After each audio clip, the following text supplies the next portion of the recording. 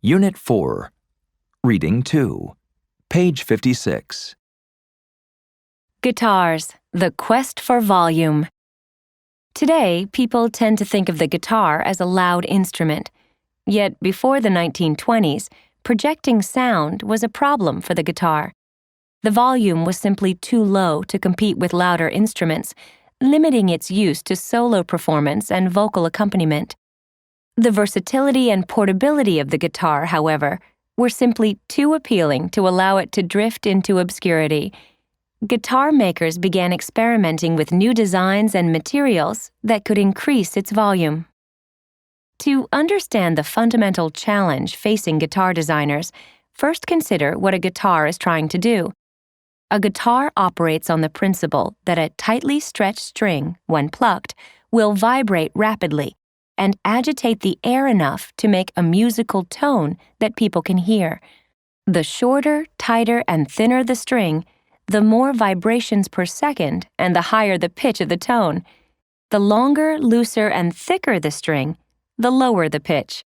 So by plucking strings of various thicknesses, tensions, and lengths, a variety of musical notes can be created.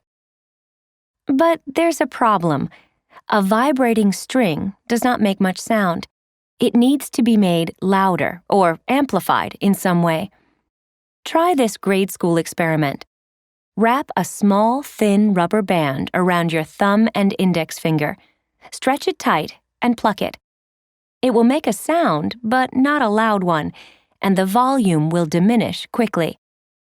Now stretch the rubber band around a small, thin-walled box with one open side. Pluck the string where it crosses the opening. A much louder, longer sound should result.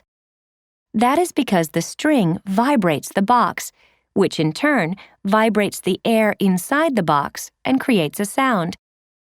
Because the sound can echo a bit, it also sounds fuller. That is, it has a better tone. So a thin box with an opening makes a rather good amplifier for strings. A guitar takes advantage of box amplification by attaching a long piece of wood, the neck, to the hollow guitar body, or sound box.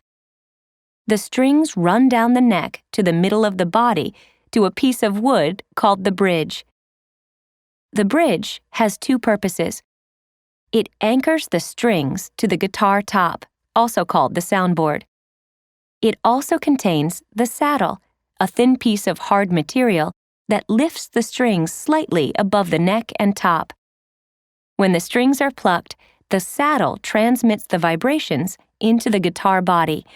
The wooden sides of the body vibrate the air inside and create an echo that increases the volume of the original vibration. The sound exits through one or more sound holes cut into the top of the guitar. The shape and dimensions of the guitar body are important in making sure that the vibrations from the different strings are amplified fully and equally. Guitar designers experimented with many different designs. After much refinement, they found that a figure-8 shape with a larger and a smaller chamber, separated by a narrower waist, works best. This shape best amplifies and smooths the sound of all the tones that a guitar can make.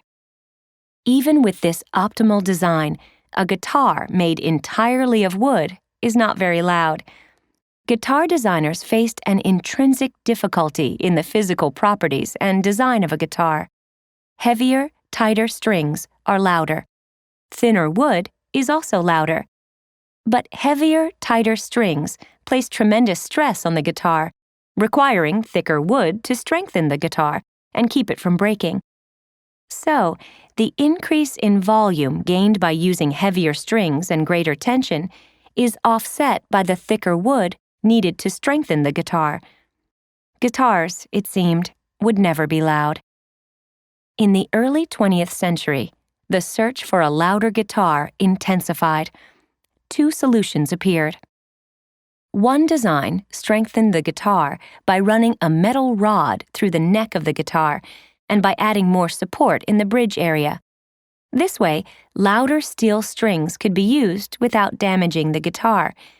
Today, these design improvements are incorporated into most hollow-body steel string guitars. The second solution added metal resonator plates to the top of the guitar to take advantage of the twangy acoustic properties of metal. The twang not only made guitars louder, but the change in tone helped them stand out more when played along with other instruments. With these modifications and added features, guitars could be heard more easily, but they still could not fill a large building with sound. Here is where advances in electronics play a role. One possibility, of course, is to put a microphone in front of the guitar. In theory, this works well enough. In practice, it can create several problems. The microphone limits a player's movements, and it often picks up other sounds, amplifying them along with the sound of the guitar. Even when everything works perfectly, the core problem remains. The guitar itself is not any louder. Achieving a true electric guitar required a complete rethinking of how a guitar could work. Rather than have the guitar body amplify the sound, the body would merely be a platform that holds vibrating strings, similar to those on an acoustic guitar, and electronics. The body could even be solid, not hollow. With a solid body, the strings make a very soft sound, softer than the sound achieved in the rubber band around the box experiment, and not nearly enough to amplify successfully through a typical microphone. Instead of a hollow sound box, the strings are placed just above tiny magnets, or pickups. When the strings vibrate, they create a weak but precise disturbance in the pickup's magnetic field. That disturbance, the audio signal, is transmitted as a weak electrical current through wires and cables to an electrical device that amplifies the signal through a speaker, sometimes to ear-splitting levels.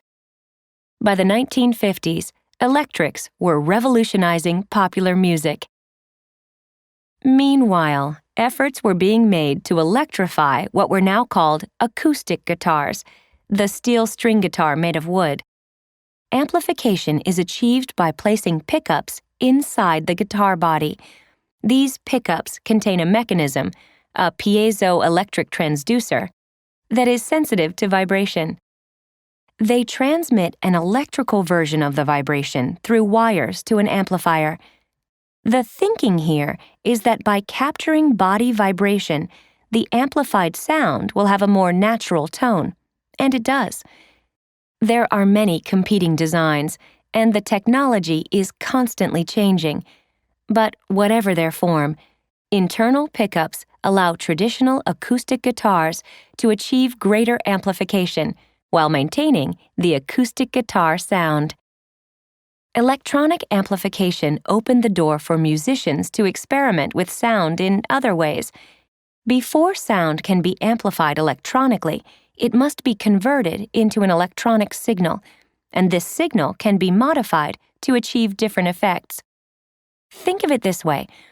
The volume and tone of an acoustic guitar are mainly the result of its materials and design. A well-designed acoustic guitar made of good materials sounds better than a less carefully constructed one. With a solid-body electric guitar, however, the electronics build and shape the instrument's naturally thin tone by enriching the audio signal before it is transmitted to speakers. After decades of research and development, guitar players can now manipulate and modify the audio signal in the most astounding ways. Just consider the colorful vocabulary they use to describe the sounds of an electric guitar: crunch, punch, fuzz, flange, wah-wah, chorus, screaming, delay, gated. Some of the possibilities are quite unpleasant. Others add to the library of wonderful sounds that are used to make music. These acoustic gifts are the unexpected but natural consequence of the long effort to do one simple thing: to make a very mellow instrument a little bit, or a whole lot, louder.